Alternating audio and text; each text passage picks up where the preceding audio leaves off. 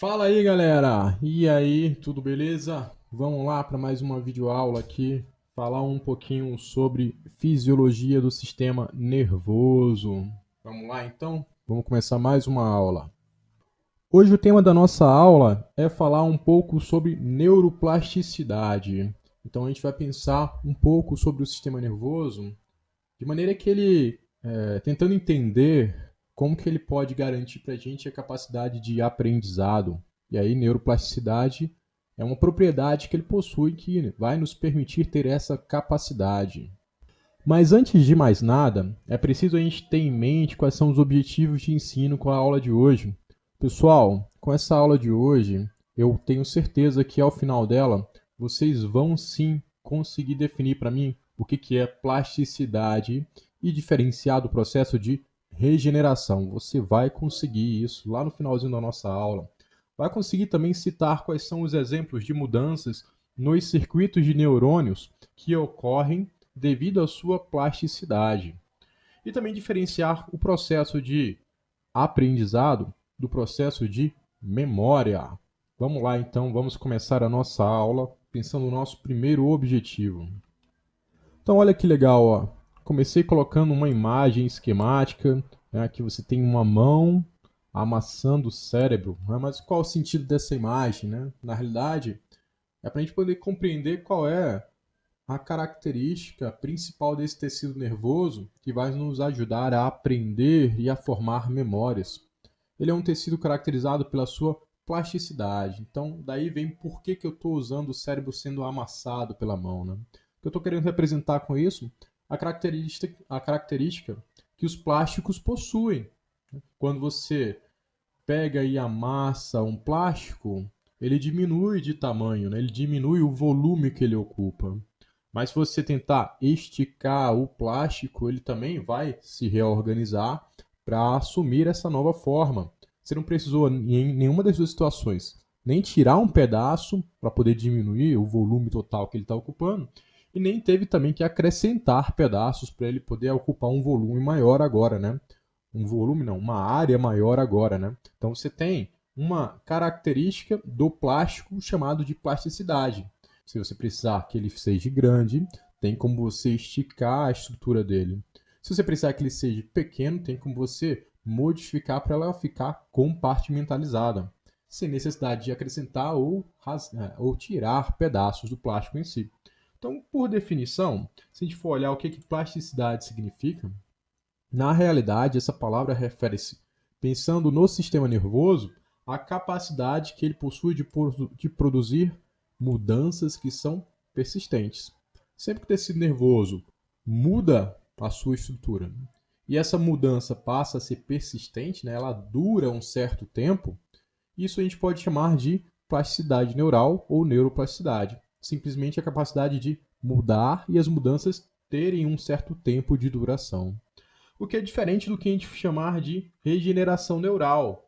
Normalmente, quando a gente fala de regeneração neural, são mudanças específicas que você está tratando lá no tecido nervoso.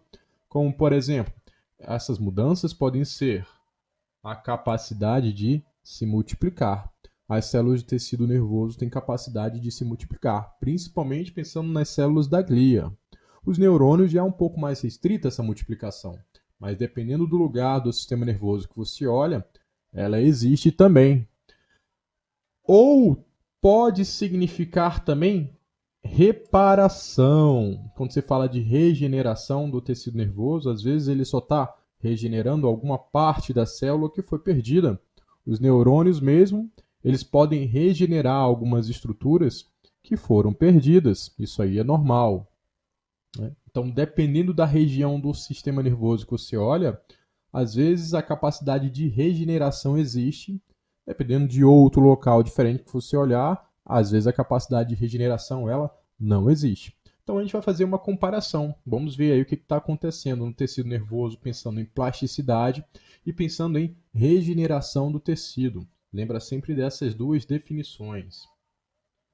Interessantíssimo chamar a atenção para o fato de que, se você olhar o sistema nervoso central e comparar com o sistema nervoso periférico, a capacidade de regeneração dos dois não é igual.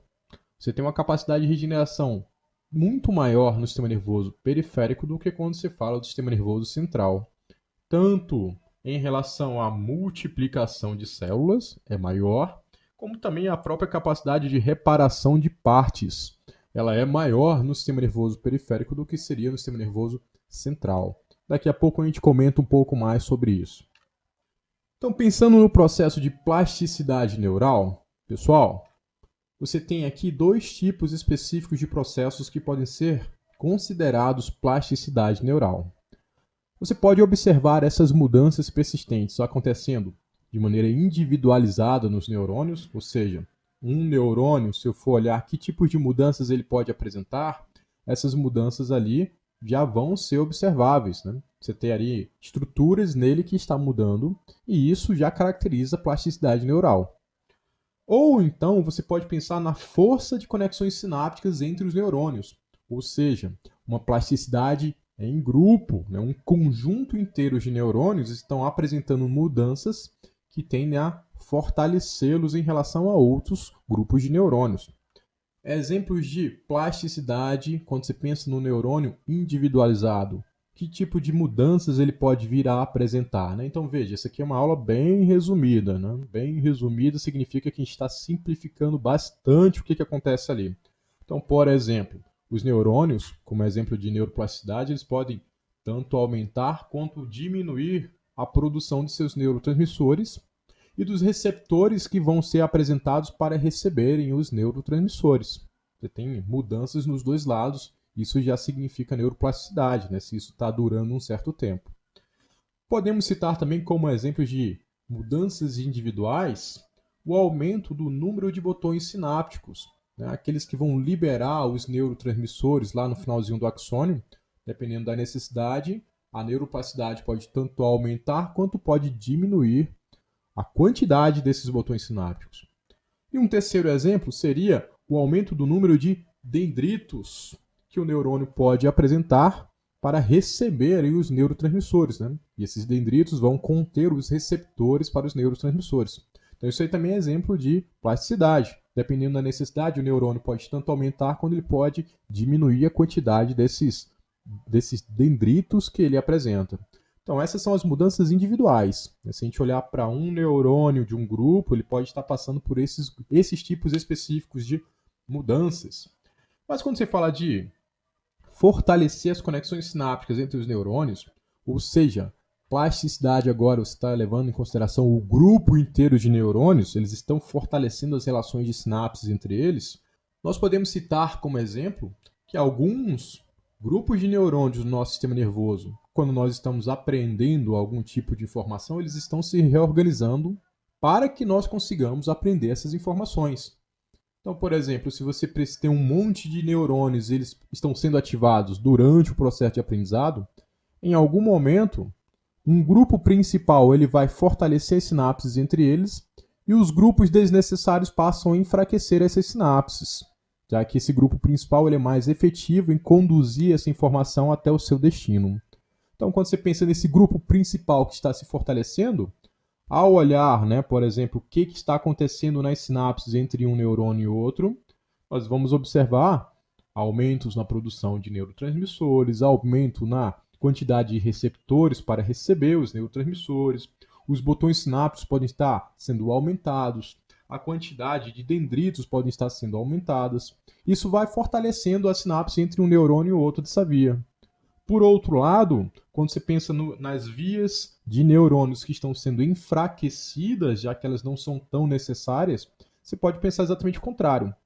O número de neurotransmissores está diminuindo, o número de botões sinápticos está diminuindo, o número de receptores para esses neurotransmissores estão diminuindo, o número de dendritos está diminuindo. Você está percebendo que isso tudo leva a um enfraquecimento das sinapses entre essas vias secundárias de neurônios?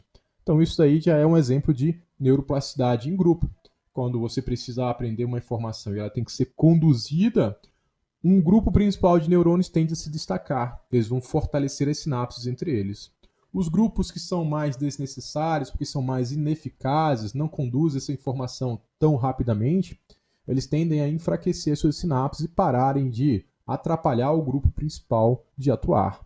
Aqui nós temos, vamos começar a ver, né, exemplos de organizações dos neurônios que tendem a fortalecer, né, um grupo principal e desfavorecer a sinapse dos secundários. Então são exemplos de plasticidade em grupo. Por exemplo, nessa primeira imagem nós temos vários neurônios, né, 1, 2, 3, que inicialmente estão fazendo sinapse com mais grupos. Então veja que eles estão divergindo essa informação entre vários neurônios de maneira sequencial. Aí esse, por sua vez, ativa vários neurônios em cascata na sequência. Isso aqui é um grupo inteiro de neurônios que pode vir a fortalecer a sua sinapse. Alguns vão ser favorecidos e outros desfavorecidos. Ao final, eles se reorganizam, gerando, por exemplo, um circuito que possa vir a ser divergente ou um circuito que possa ser convergente. Então deu para perceber que a maioria dos neurônios que estavam ali presentes inicialmente foram enfraquecidos e apenas uma via principal começou a ser fortalecida nesses dois. Consequência disso, a construção da sinapse entre esses grupos realmente foi modificada. Alguns foi fortalecido, em outros casos foi enfraquecido. Outro exemplo de organização que foi fortalecida pode estar criando aqui um circuito do tipo reverberante.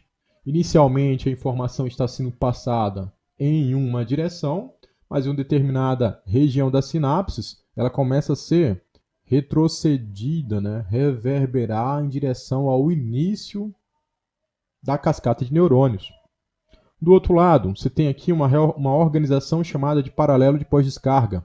Inicialmente a informação era divergida entre vários neurônios, mas ao final do circuito ela passou a ser convergida para poucos neurônios que tendem a executá-la ou processá-la. Então você tem aqui um exemplo que alguns neurônios foram enfraquecidos sinapses entre si, outros foi fortalecidos sinapses entre si. E aí o circuito inteiro se reorganizou. Agora que a gente comentou um pouco sobre o processo de neuroplasticidade, eu queria apresentar para vocês a diferença de aprendizado e memória. Por definição, nós sabemos que aprendizado, pessoal, refere-se à capacidade de adquirir novas informações ou habilidades. Novas informações ou habilidades, através de duas maneiras. Pela orientação, como é o caso da gente aqui, né, por meio dessa videoaula, eu estou orientando vocês sobre algumas informações. E isso pode garantir aprendizado. Ou através da própria experiência de vocês. A tentativa e o erro, né? Você tenta fazer uma vez, não consegue. Tenta uma segunda, não consegue. Em algum momento, a sua própria experiência vai te mostrar quais são os erros e aí você vai começar a conseguir. Então, isso aí refere-se à aprendizagem. Olha a criança ali, né? A criança está lendo, né? No caso dela, ela está por experiência. O que difere de memória. Quando a gente fala de memória, esse é o processo pelo qual as informações que são adquiridas através da aprendizagem passam a ser armazenadas e posteriormente podem ser recuperadas para serem utilizadas. Então você aqui consegue perceber já, logo de imediato, duas coisas que vão distinguir, né, aprendizado de memória. Aprendizado é um processo imediato. Ele acontece agora. A aprendizagem é momentânea. Na hora que você está exposto a uma informação, se ela consegue modificar por meio da plasticidade as sinapses entre os neurônios, as estruturas da sinapse em cada um dos neurônios, isso está garantindo a aprendizagem. Agora, quanto tempo dura essas mudanças que foram impostas aí na estrutura da sinapse em seus neurônios? Quanto tempo dura isso? Isso é a memória. Então, o tempo de duração que as mudanças ficam lá no seu tecido nervoso, isso aí a gente chama de memória. Então, você nunca pode falar que não está aprendendo algo. Aprendendo você até está, mas se você não volta a estimular a sua aprendizagem, as sinapses entre os neurônios elas vão enfraquecendo novamente e vão se desfazendo. E aí você, como consequência disso, esquece o que você aprendeu. Então, quando se fala de aprendizado, isso é um processo momentâneo, porque agora, se eu estou recebendo essas informações, Eu, como consequência disso, estou estimulando mudanças nos circuitos de neurônios e essas mudanças fazem eu compreender a informação. Isso é momentâneo, isso é agora. Mas para eu transformar essas mudanças em memória, eu tenho que fazer com que elas continuem presentes no meu tecido nervoso por muito tempo. O tempo que dura todas essas mudanças ali presentes, isso a gente chama de memória. Então a aprendizagem é momentânea, a memória não. A memória ela é duradoura. Ela tende a durar o tempo que o tecido nervoso passa a continuar apresentando as mudanças impostas pelo aprendizado. Queria apresentar aqui um vídeo muito interessante que mostra aqui o conceito de aprendizado, né? Pensando na tentativa e erro de um corvo tentar obter o alimento dele que está aí sendo dificultado de ser conseguido. Então vamos lá, vamos ver esse corvo modificando os circuitos de neurônios dele para que o aprendizado ocorra. Ou seja, é momentâneo, vai ser instantâneo. Na hora que ele perceber como que ele resolve o problema, ele aprendeu aquilo. Mudou o circuito de neurônios, fortalecendo sinapses entre alguns grupos e enfraquecendo entre outros. Aí ele adquire essa informação do aprendizado, o que é diferente de memória. Então, nessa primeira parte da experiência, nós temos um tubo preenchido com água, o outro preenchido com areia. O corvo tem que escolher em qual dos dois tubos ele coloca a pedra para poder alcançar o alimento. Ele já está percebendo, ó, que na água, na hora que ele joga a pedra lá dentro, o alimento sobe. Na hora que ele joga a pedra na areia, o alimento não sobe. Então ele começa agora a jogar apenas na água. Olha ali, ó, as mudanças acontecendo. Ele aprendeu que se ele jogar a pedra dentro da água, o alimento vai subir cada vez mais e vai ficar cada vez mais fácil dele pegar. Ainda não alcançou.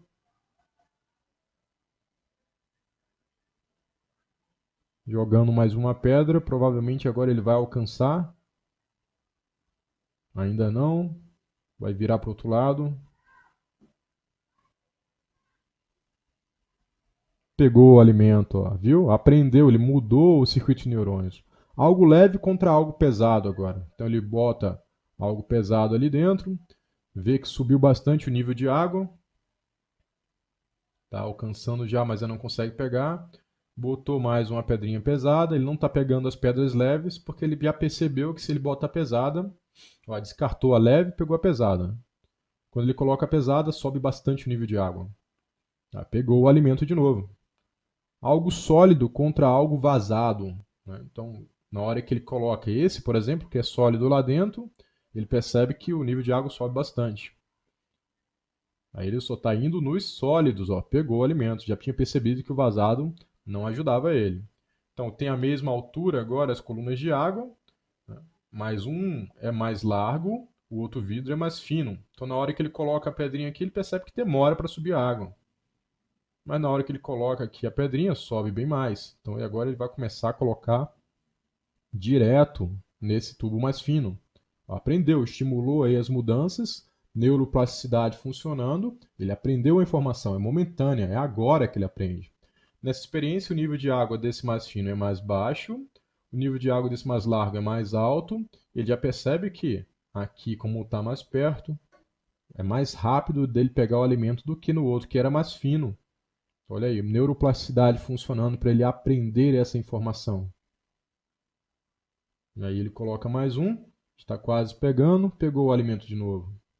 Agora temos uma experiência de tubo em U ali apresentada. Então esse U está conectado com esse vidro da esquerda, vermelho. E aí ele coloca, né, a pedrinha nesse, sobe a comida no meio. Na hora que ele coloca a pedrinha agora no que não está conectado, ele não está vendo isso, ele vê que não subiu a comida. Então como é que ele vai fazer para pegar? Ó, testou de novo, não subiu. Então agora ele vai jogar, vai tentar no meio também. Ó, viu que subiu a comida. Ele vai tentar no meio também para ver se consegue pegar mais rapidamente a comida dele. Ó, viu que não cabe e aí colocou no outro. Agora o corvo vai lá e pegou a comida dele. Então você percebeu que esse animal aí tentando, né, pela sua própria experiência, ele está estimulando mudanças no tecido nervoso referentes à neuroplasticidade. Está fortalecendo um grupo principal de neurônios aumentando, né, estruturas de cada neurônio que pode participar do processo de sinapse e enfraquecendo outras. A partir do momento que ele consegue perceber que aquela informação faz sentido para ele, significa que essas mudanças ocorreram. Agora, será que se a gente testasse esse mesmo experimento daqui a uma semana, esse corvo conseguiria se lembrar do que ele fez para pegar os alimentos em cada uma dessas situações? Provavelmente não, porque ele não foi reexposto, né, aos mesmos desafios ao longo desse tempo, ele pode ter desfeito as mudanças do tecido nervoso, elas podem ter regredido. Então ele literalmente esqueceu mesmo o que ele aprendeu. Então o mais importante sempre, não é simplesmente aprender uma informação, mas é você conseguir mantê-la na cabeça.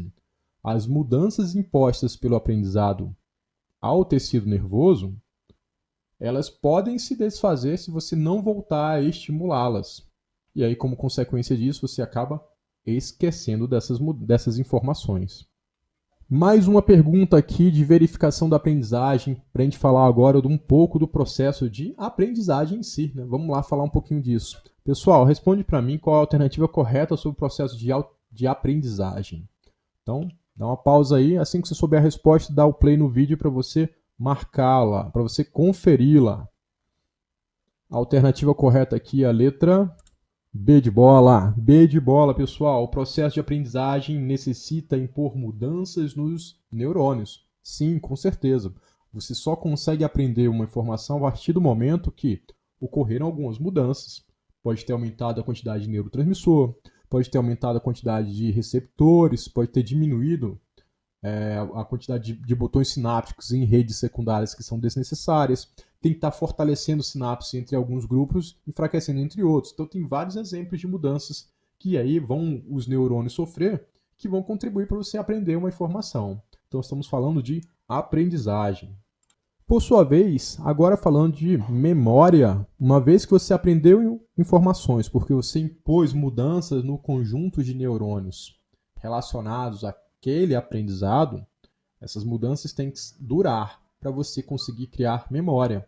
E quais partes do seu sistema nervoso estão relacionadas à formação da memória? Então você tem áreas no lobo frontal, você tem áreas no lobo parietal, você tem áreas no lobo occipital, tem áreas no lobo temporal, você tem áreas de memória em praticamente todas as regiões do córtex cerebral. Mas aqui cabe destacar as regiões do sistema límbico contribuindo também para a formação da memória, principalmente a região que a gente chama de hipocampo, né? Tá aqui, vou passar uma linha vermelha em toda a estrutura do hipocampo.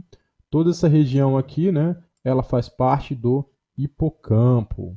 E lá no final dele você tem a estrutura das amígdalas ou corpo amidaloide. Além do próprio hipocampo, o diencéfalo lá no centro, né, não tanto no centro, mas logo acima do seu tronco encefálico, a região do diencéfalo ela também contribui para a formação da memória. E podemos classificar essas memórias como memória de curto prazo ou memória de longo prazo. Pensando na memória de curto prazo, ainda teria, né, nomes específicos para a gente poder conhecer aquela memória de trabalho e a memória imediata.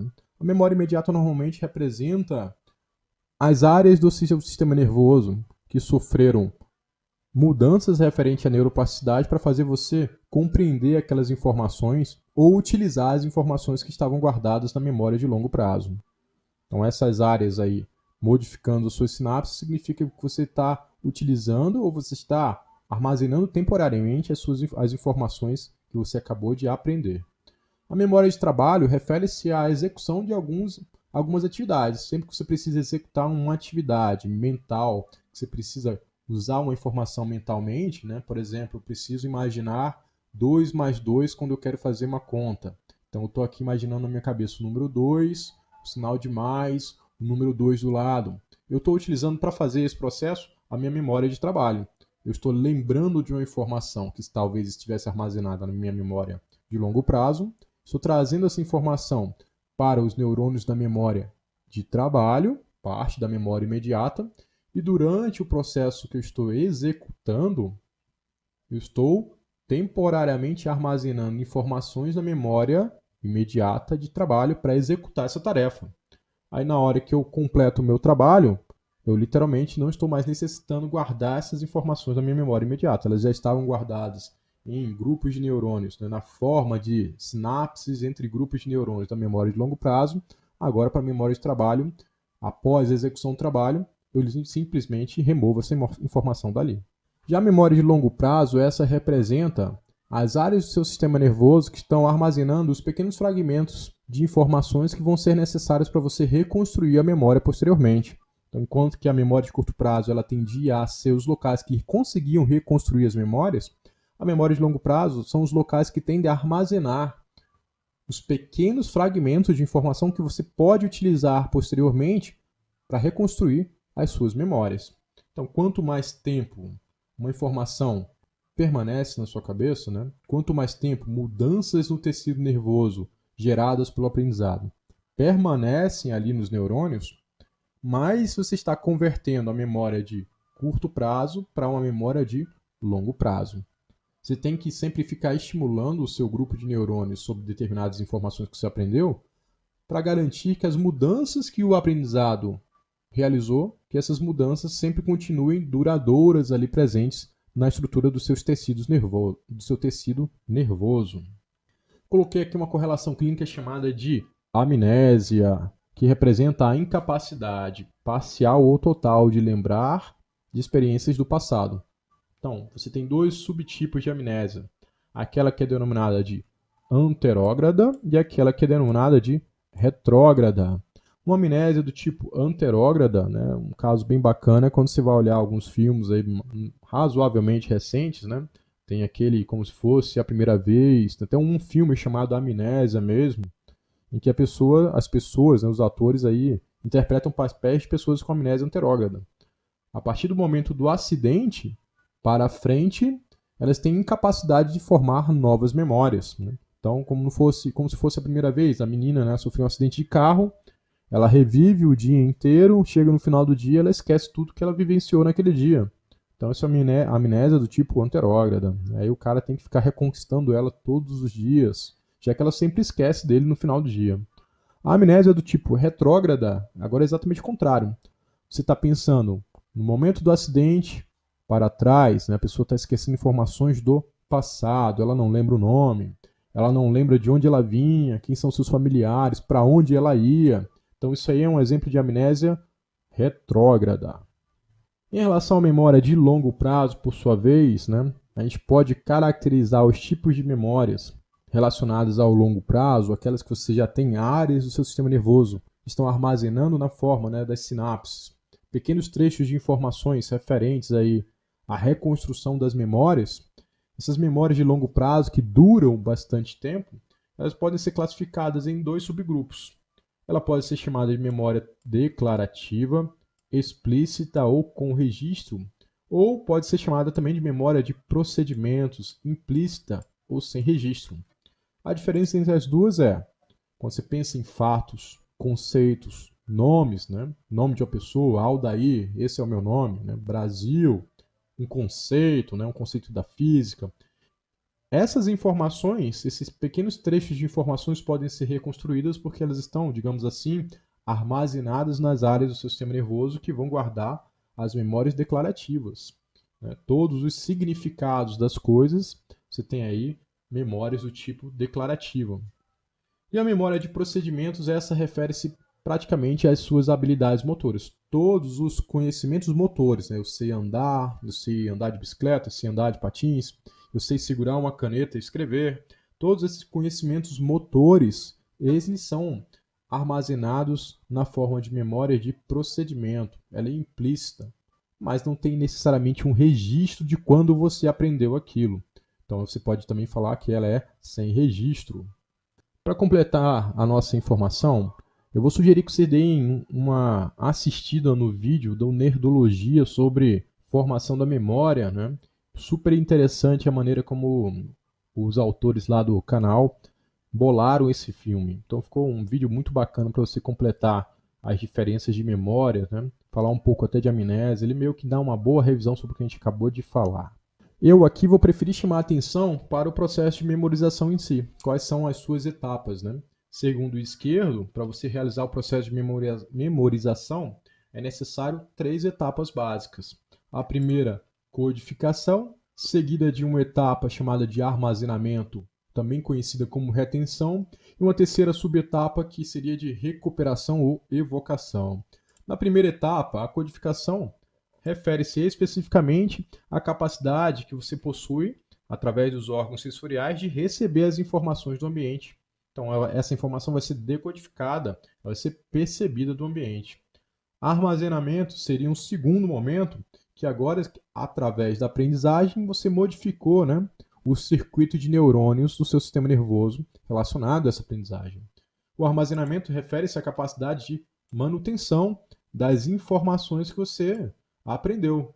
Então, a manutenção disso, né, quanto tempo vai durar, os processos que garantem a duração dessas modificações do tecido nervoso, esses processos vão ser chamados de armazenamento, retenção. E uma vez que você tem agora essa memória armazenada, retida, você pode usar o terceiro processo de evocação, de recuperação, para utilizar esses trechos que foram armazenados. E aí a sua memória imediata ou a sua memória de trabalho podem reconstruir uma memória a partir dos pequenos trechos que estavam guardados na memória de longa duração. Então você tem 3 etapas específicas que atuam na formação da memória, no processo de memorização. As etapas relacionadas à codificação, o armazenamento e a evocação delas. Quanto mais você evoca memórias do passado, cabe lembrar que quanto mais você faz esse processo, você contribui para o armazenamento e para a retenção. Mais uma verificação de aprendizagem agora. Vamos lá, então? Assinar a alternativa correta a respeito do processo de formação da memória. Memórias. Como que a gente forma memórias nessa vida, hein? Como que será que a gente forma memórias aqui? Aqui o nosso gabarito correto vai ser a letra D de dado. Para ocorrer formação de memória, é necessário tornar persistente mudanças no tecido nervoso. Ou seja, primeiro você obteve a aprendizagem, são mudanças que podem ser temporárias. Quanto mais persistente, quanto mais durar essas mudanças no seu tecido nervoso, mais você está transformando esse aprendizado em memória de curta duração e memória de longa duração. Então, olha só, hein? Não adianta estudar de véspera para a prova, porque você até pode aprender a informação, mas você vai ter guardado ela na sua memória? Será que você vai ter guardado a informação na sua memória? De um dia para o outro, o processo de memorização não é tão fácil assim, não é tão rápido. O aprendizado porque ele é instantâneo, mas formação de memórias leva tempo, leva reestimular as sinapses, usar o reestímulo por várias vias diferentes. Você tem que assistir um vídeo, você tem que ler um material, você tem que ouvir alguém falando sobre o assunto, você tem que conversar com seus colegas sobre o mesmo assunto. Quanto mais maneiras diferentes você realiza essas etapas, mais você está criando memória. Pessoal, por sua vez, agora eu queria comentar bem rapidinho com vocês o processo de regeneração do sistema nervoso, né? Pois esse pode ocorrer pouco ou nenhum se você está considerando o sistema nervoso central. Lembra que quando a gente fala de regeneração, a gente está especificamente falando para o tecido nervoso de multiplicação de células ou de regeneração de partes, né? O conserto de partes que foram perdidas. Então, no sistema nervoso central, ocorre pouca ou mesmo nenhuma regeneração, principalmente quando se fala da presença dos oligodendrócitos, né? Pois essas células que formam a bainha de mielina dos neurônios no sistema nervoso central, elas também secretam substâncias inibidoras do processo de regeneração. E, como consequência, os neurônios não conseguem se multiplicar, não conseguem regenerar partes perdidas, como acontece, por exemplo, no sistema nervoso periférico. Exceto em uma região específica. No sistema nervoso central, a região do hipocampo, hoje já foi demonstrado que os neurônios ali continuam se multiplicando. Então, provavelmente, o que está acontecendo ali ninguém sabe ainda ao certo. Porém, sabe-se que regeneração na região do hipocampo, ela continua acontecendo. Isso é importante até para o nosso próprio processo de aprendizado. Ao longo da nossa vida inteira, nós sempre estamos aprendendo novas informações. O hipocampo contribui para a gente ter essa capacidade, já que ele continua sempre regenerando as suas partes. Aí nessa imagem eu coloquei aqui, né, uma representação do trabalho do oligodendrócito, né, em várias áreas do sistema nervoso central inibindo o processo de regeneração. Então você percebe esse neurônio aqui, né, esquemático, a bainha de mielina sendo formada, né, pelos prolongamentos do oligodendrócito. Essa tesoura está demonstrando uma região que foi lesionada do axônio. O oligodendrócito, por sua vez, ele é responsável por secretar substâncias que vão inibir a reconstrução desse axônio perdido. Ele faz até pior do que isso, né? Além de inibir essa reconstrução, ele também estimula o corpo celular dos neurônios a degenerar, né? A morrer. E aí você perde aquele neurônio lá no sistema nervoso central. Por sua vez, no sistema nervoso periférico, não. Aqui a regeneração ela é boa, né? Acontece muita regeneração aqui de neurônios, tanto no sentido da reparação de partes, como no sentido de multiplicação de células mesmo. Você tem, por exemplo, os neurônios da mucosa olfatória, eles são regenerados ao longo da sua vida inteira. Você está perdendo neurônios pelo atrito, devido ao ar que você está respirando. Esses neurônios perdidos são repostos pelos que ficaram lá, que estão ainda se multiplicando. Você também tem o processo de regeneração no sistema nervoso periférico ocorrendo através do conserto das partes perdidas, né? Está recuperando elas. Por exemplo, os axônios que foram lesionados nesse sistema nervoso periférico, eles podem ser reconstruídos, dependendo de qual é o tamanho do axônio que foi perdido. Mas tem mais uma informação que tem que ser saciada, né? O corpo celular dos neurônios, esse corpo celular tem que permanecer intacto após a lesão, porque é esse corpo celular que está reconstruindo. Lembra que ele é o centro biosintético? É esse corpo celular que está reconstruindo as partes que estão sendo, né, necessárias serem repostas no axônio do neurônio. E nós aqui temos esse processo sendo apresentado. O neurônio com seu corpo celular, o axônio do sistema nervoso periférico. Nós temos as células de Schwann fazendo a bainha de mielina. Aí nessa imagem, essa região que foi lesionada, veja que ela foi perdida. As células de Schwann, aqui você tem uma parte que ficou ainda sobre o axônio, mas as outras células de Schwann aqui começam a se espalhar pelo aquele tecido nervoso periférico.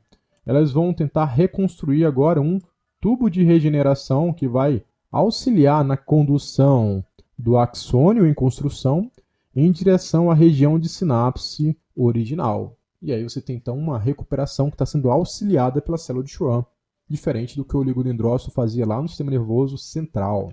Nessa imagem a gente consegue perceber a mesma coisa. Então você tem, né, o corpo celular aqui presente. Esse corpo celular tem aqui o seu axônio sendo demonstrado no periférico, com a bainha de mielina ali apresentada. Se ocorrer uma lesão nesse axônio, as células de Schwann elas começam a se aglomerar ao redor das partes perdidas para construir um tubo de regeneração que vai guiar esse axônio em reconstrução em direção ao local de sinapse original. Então você tem aqui uma célula fazendo exatamente o contrário do que o oligodendrócito queria fazer lá no sistema nervoso central. Dessa maneira, pessoal, conseguimos aqui com mais uma aula cumprir os nossos objetivos. Então aqui no final você já conseguiu adquirir o aprendizado. Eu já consegui estimular mudanças no seu tecido nervoso que vão garantir o seu aprendizado. Neurônios aí mudaram, fortalecendo um grupo principal e desfavorecendo secundários. Isso fez você aprender essa informação. Que informações você aprendeu aqui? A definir plasticidade e regeneração, citar exemplos de mudanças nos circuitos de neurônios que ocorrem devido à sua capacidade de exercer neuroplasticidade e também diferenciar o processo de memória e o processo de aprendizado. Então você nunca mais vai poder falar, eu não consigo aprender essa matéria, eu não consigo. Você consegue aprender essa matéria. O que talvez você não consiga é lembrar dela depois, porque talvez você não tenha criado memória sobre ela. Então, aprendizado é agora. Agora você está tendo essas mudanças nos neurônios. Memória, você tem que tentar deixar essas mudanças aí no seu cérebro durante um tempo, pelo menos o tempo necessário para você utilizá-las. Ok? Então, galera, vamos ficar por aqui. Obrigado mais uma vez por você participar dessa aula, espero que você tenha gostado. Não esquece de indicar esse vídeo aqui para algum dos seus colegas que talvez esteja precisando assisti-lo. Então fica com Deus aí, espero que você tenha uma ótima semana. Um grande abraço, galera. Tchau, tchau.